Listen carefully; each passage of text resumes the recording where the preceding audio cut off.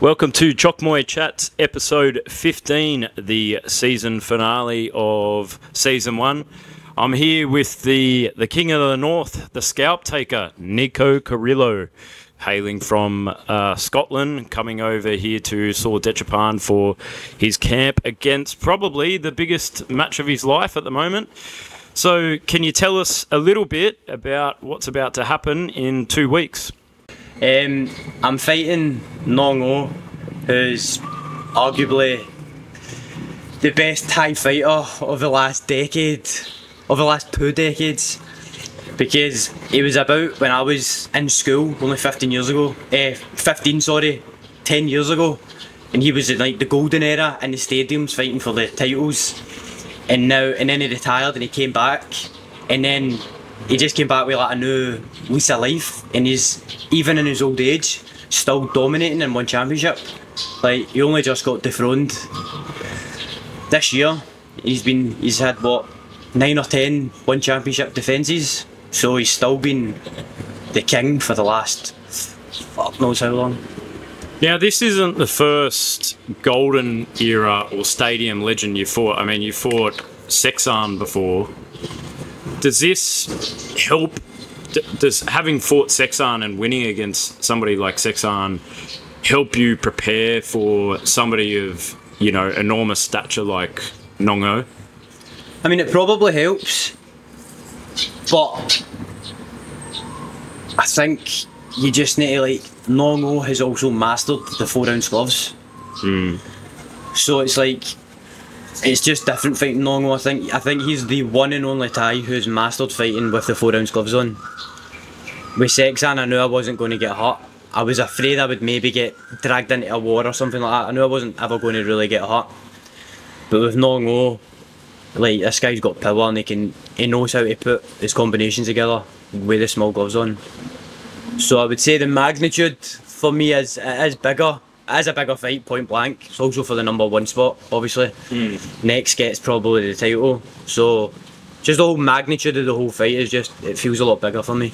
Yeah. Is it playing on your mind a lot? Because one of the noticeable things about you and your team is that you come into every single fight with this enormous confidence and ability to just speak truth in what you do. You know, every single time that you come to a fight, you come in with a prediction and then you pull it off. Now, on the outside, you know, like critics will say, oh, you know, that's arrogance, but you have this insane ability to be able to back up what you say.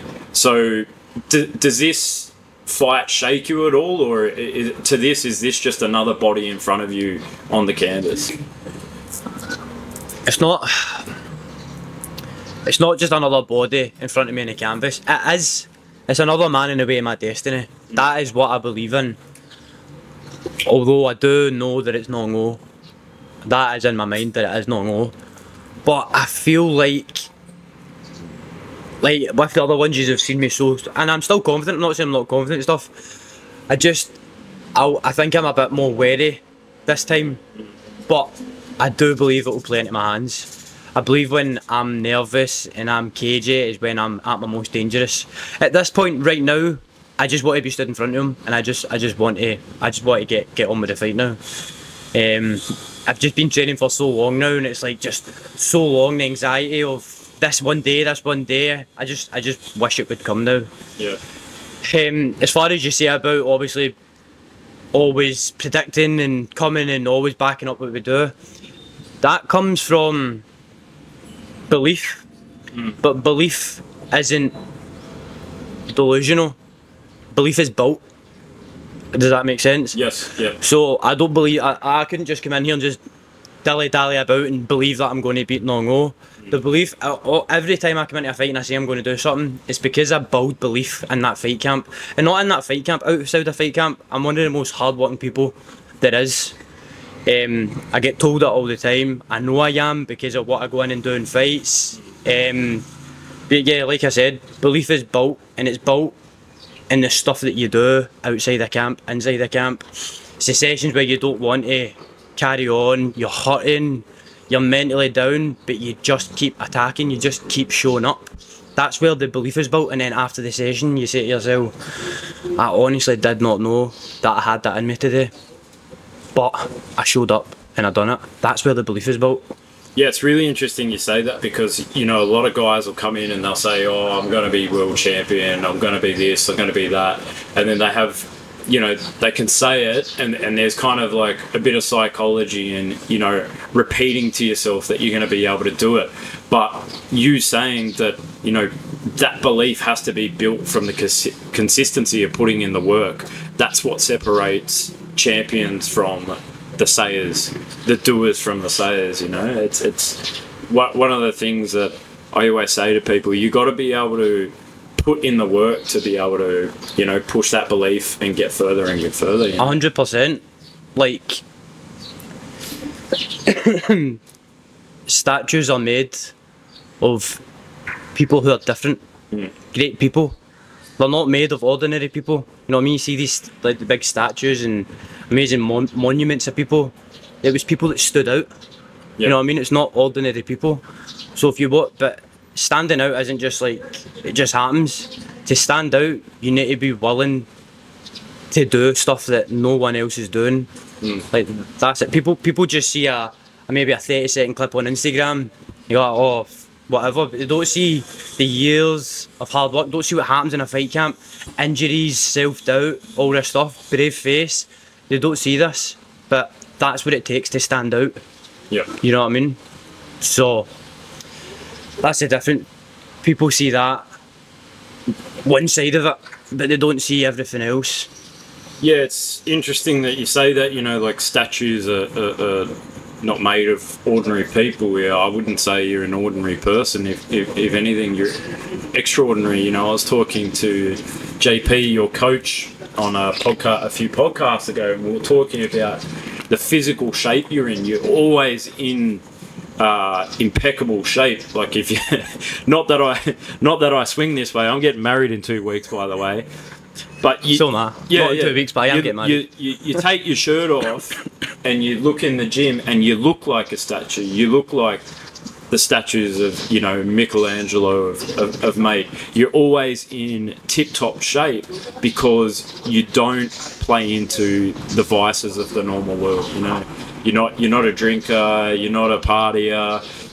JP was saying, you know, you just love training. You just if you miss a day of training, you're crying. You know, it's just like I'm a mentally strong person, and I speak about like being in control of your mind and having a strong mindset and stuff. But the one thing that totally defeats me is not training. I need training in my life. I need to keep moving every day, or else I go into a little spiral. We'll call it depression, but my head doesn't go into a good place when I'm not training. It's my happiness. Yeah. You know what I mean? When I was younger, I've done the parties, I've done the drinking. The feeling you get from not even winning fights and stuff like that, the feeling you get from a training session outweighs all that stuff. And I just wish everybody could feel that feeling. Do you know what I mean? There's enough of that feeling to go around for everybody. All you have to do is fucking strap in and get some shit done. Yeah. But people aren't willing to do it. You know what I mean? So it's sad. The drug's for free. Like if you could put it in a bag and sell it, the feeling you get from training, self-satisfaction, ticking off personal goals, if you could put that in a little bag and sell it, be the richest man in the world. Yeah, I love that. I love that mentality, man. You know, that like a lot of people, if they could take that philosophy and implement it into their fight career, you know, we'd see.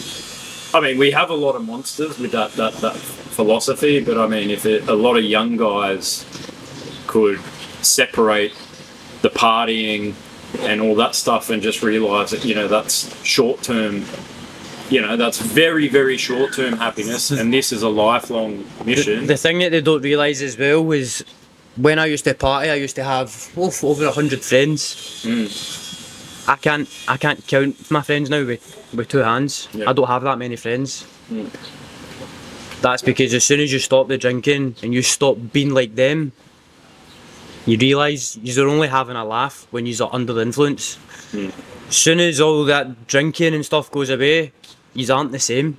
You have nothing to talk about. So I noticed that very quick coming up as well. As soon as I took this really seriously, friends started dropping like flies. What was the turning moment for you to take it seriously? Probably getting stabbed when I was 19, 20 years old. I lay in a hospital bed, terrified for my life, lost litres and litres of blood. And I sat there that night thinking I was going to die, thinking this is not the life that I want to live anymore. I don't want anything to do with this life anymore. So from then, once I actually recovered, went back into fight camp, had my first few fights again, which I was still working at the time as an electrician, and I was like, this electrical stuff is making me so unhappy. It's making me not performing my best in the gym, because I would go to work all day, and then by the time I had to train at night, I would be fucked, no energy. So I was like, you know what, I really want this. I've always known how bad I wanted it. It was just scary to take that leap. You know, financially, what if it doesn't work? But fuck what ifs. I just went for it, and so far it's paying off. And yeah, so I quit my job and started training like a full-time athlete, strength and conditioning in the morning, Thai boxing at night, every day, just training like a real professional. Now, jumping from that turning moment, and then getting the call up to come on one, how did you feel when you got that call up to perform on the one stage? It was exciting. It wasn't as exciting as I thought it would be, because I already knew like it was happening, and I feel that I should have got called up sooner. To be honest, I don't know what happened, why I didn't. So at the point that I did get called up, it was actually just like, fuck it, about time. Like, I've been waiting, because I'd done everything. Like, won world titles, the same world title at 2 different weights. I'd done everything. Not everything, but like, then I kept having fights for the WBC world title. 3 times the champion pulled out on me.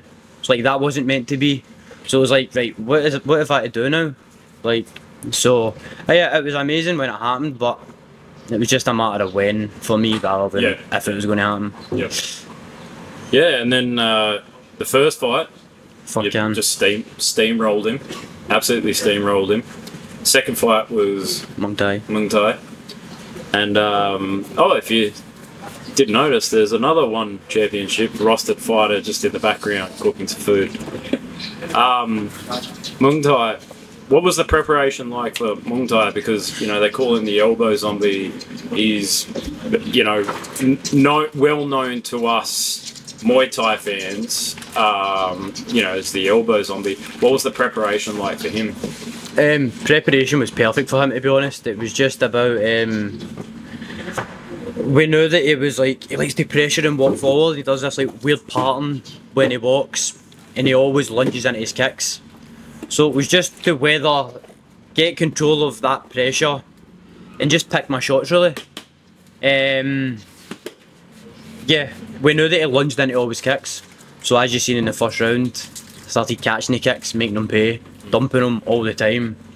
And then in the second round, again, lunging into his kicks, caught his kick, hit him with an elbow, and that was all she got.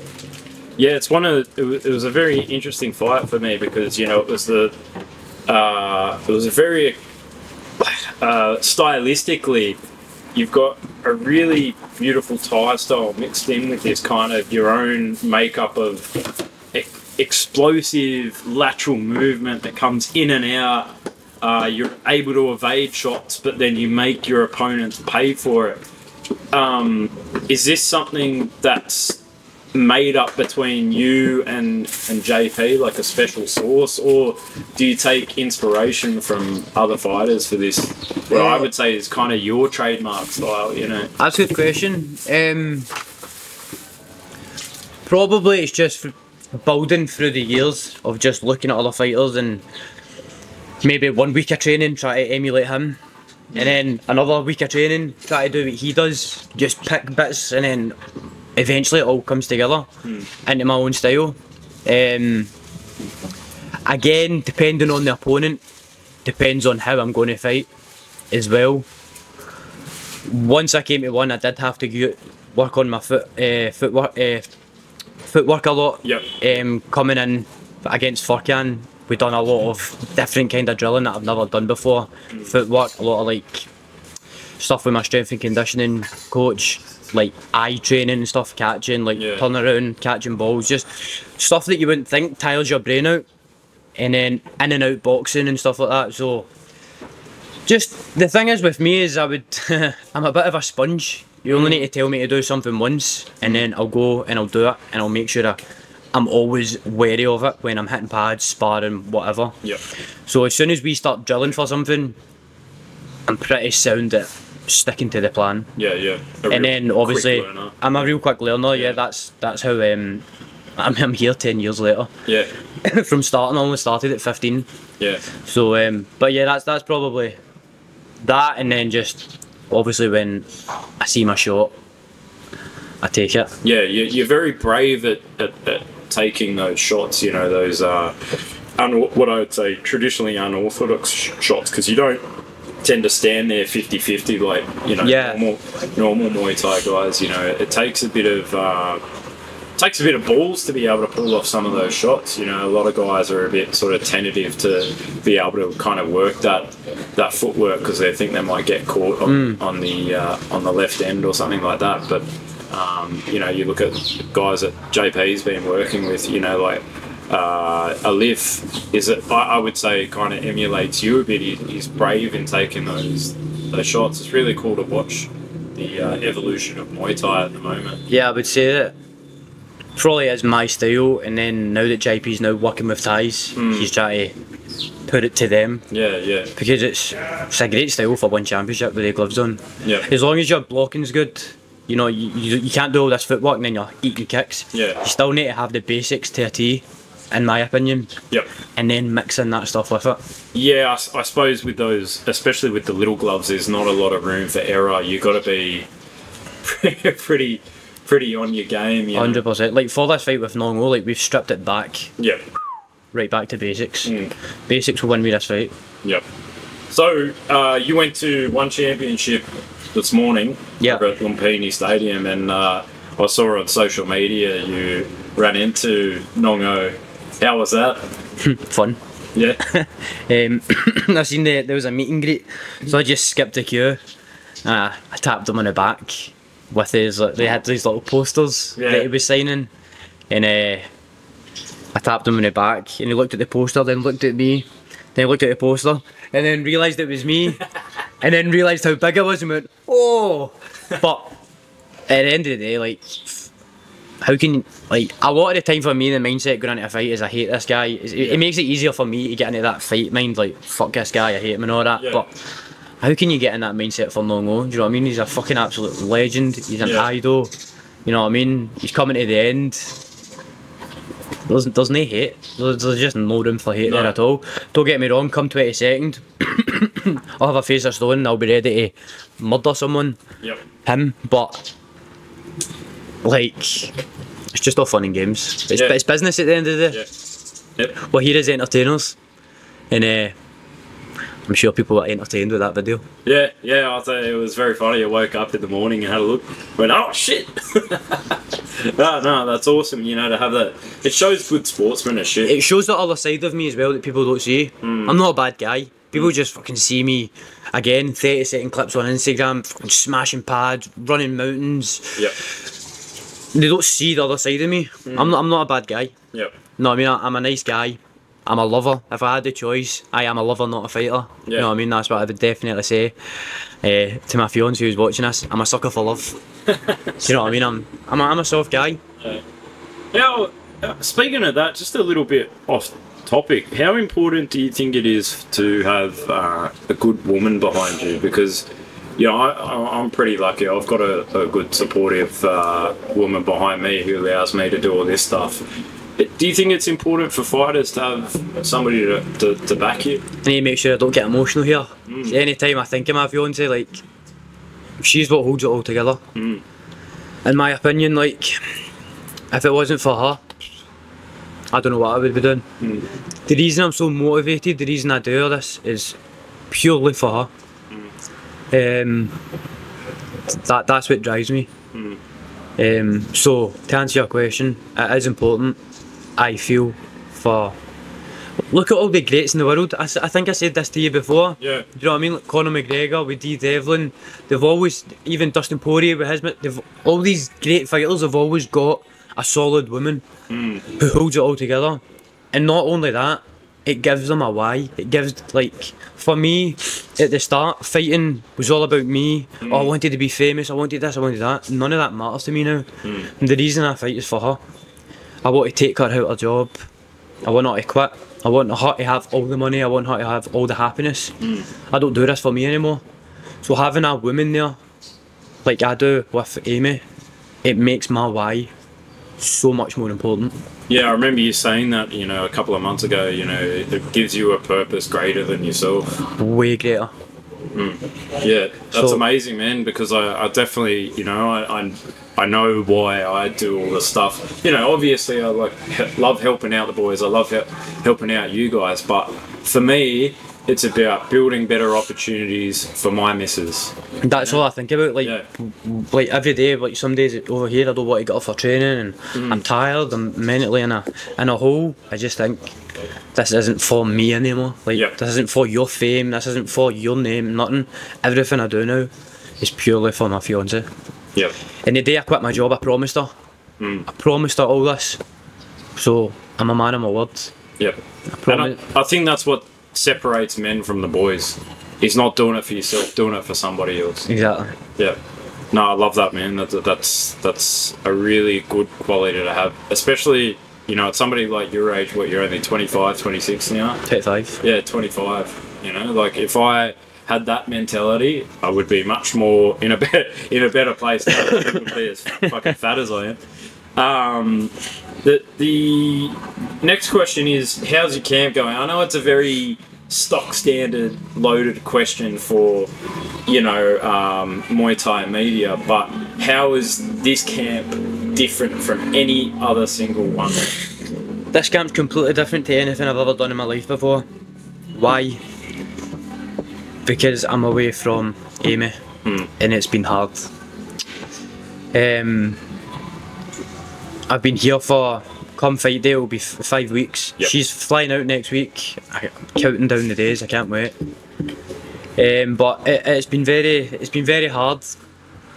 Number one, the training load in Thailand. I feel like it's very unattainable to keep up for that long. Yeah. Because of how hard I train as well. I'm a very explosive fighter. So Yeah. every session I'm just coming in 100%, 100, 100, 100.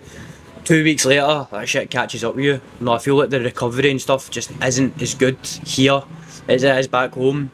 I'm not getting all my vegetables and stuff here the way I would back home. Yeah. Nonetheless, the training has been absolutely amazing. Everything's amazing. But mentally, like I said, I'm a soft guy, I'll speak out about it. Mentally, it's been tough not having my fiancée here. So I'm excited for her to get here. But the training has been amazing. I'm in the best shape of my life. And I just want to get to the 22nd of December now. I'm excited for that date. I'm excited to go home with 50 grand and spend quality time with my fiancée. After you succeed in your predictions, what is next for the King of the North? After I succeed, I'm going to go home, enjoy Christmas with my family, enjoy some downtime, and then hopefully in the new year they give the fans what they want. It's all I see. After I beat Nong O, it should be me versus Haggerty for the belt. Now, I think that they're going to try and protect Haggerty and keep him fighting in kickboxing and other places. That's my opinion. That's what I think they're going to do. Yep. I think they might actually give me someone else before they give me Haggerty. But they all know what the fans want, and that would be Haggerty Yep. for gold. 100%. Now, what can the fans expect on the 22nd of December at Lumpini Stadium? Because we'll wrap it up, and I don't want to take up too much of your time. But what are the fans going to see on the 22nd of December, Lumpini Stadium, One Championship? The fans are going to see a big Nico Carrillo. Too big, too strong, too clinical, too clever, too unwilling to quit in front of Nong O. And I'm going to go in for the knockout. In my head, I don't see it going any other way apart from Nong O lying on the canvas. I just can't see it going any other way. And I'm going to put 100% into every single shot I throw, and I'm going to empty the tank every round to make sure that it goes down. The thing is, Nong O has to be lucky for 9 minutes. 9 minutes he needs to survive me not hitting his chin. It's big odds. I love it. I love it. But so I've got no other words, but that's hectic. Mate, I wish you the best of luck. Thank you, mate. On the 22nd. I won't be able to make it to the night because I've got my wedding the next day. Well done, congratulations. Yeah, well, win for me. That can be your wedding present. I'll be sure to say it on the mic. I'll be sure to say it on the mic, mate, don't worry. Well, thank you for your time, my friend. Thank you, brother. Tune in 22nd of December, One Championship, Lumpini Stadium. The King of the North takes on the living legend Nong O in a 3-round battle, 4-ounce gloves. It is going to be mental. This is Chok Muay Chats, episode 15. I'm Joe Comerford, commentator, ex-fighter, general Muay Thai fan. This is Nico Carrillo, King of the North, the best there is. The Scalp Taker. Make sure you like, subscribe, and share this episode amongst your friends. Available on YouTube and Spotify. Peace out.